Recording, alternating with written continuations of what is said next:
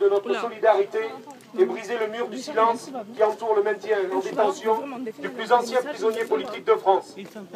Ce beau pays des libertés et des droits de l'homme, comme s'en gargarise un large éventail politique, de la droite la plus réactionnaire à la gauche la plus franchouillarde, restés dans cette affaire aveugle, sourde, muette et amnésique.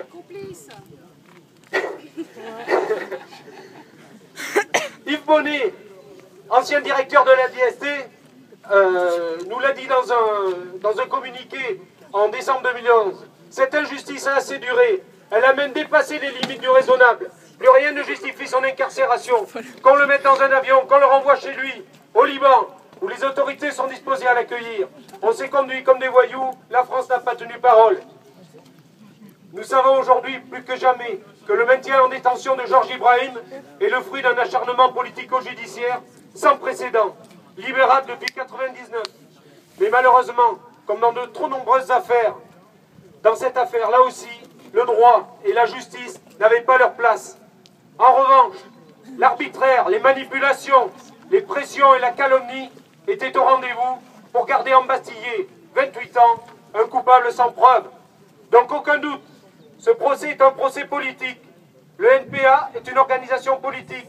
Et à ce titre, nous disons, comment, dans cette affaire, depuis plus d'un quart de siècle, les tenants souverainistes, de droite comme de gauche, qui s'enorgueillissent d'une France parmi les plus grandes puissances mondiales, comment ont-ils pu se laisser dicter leur ligne de conduite par la diplomatie états-unienne? Comment ont-ils pu laisser leurs services de renseignement et leur justice se placer sous la tutelle des États-Unis et du lobby sioniste? Comment, dans leur grande démocratie, la presse, et surtout la presse de gauche, a-t-elle pu participer à la mascarade? Pour nous, militants anticapitalistes, la réponse est à trouver dans la dérive néolibérale et néocoloniale de la société française et de nos sociétés occidentales. Cette dérive, responsable des pires crises économiques et sociales qui exacerbent les conflits un peu partout, et particulièrement au Proche et Moyen-Orient. Cette dérive néolibérale se nourrit d'une idéologie liberticide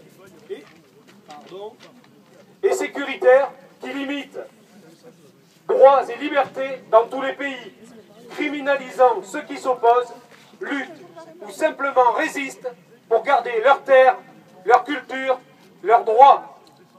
Alors, aujourd'hui, nous, militants anticapitalistes, anti-impérialistes et internationalistes, défenseurs de la liberté des peuples à disposer d'eux-mêmes et de leur autodétermination, témoignons de notre solidarité avec tous les prisonniers politiques et tous les militants et militantes qui s'inscrivent dans les combats de résistance à l'impérialisme et au capitalisme, quels que soient les lieux, quelles que soient les origines, Mapuche, Kanak, Palestiniens, ou plus près de chez nous, Basques.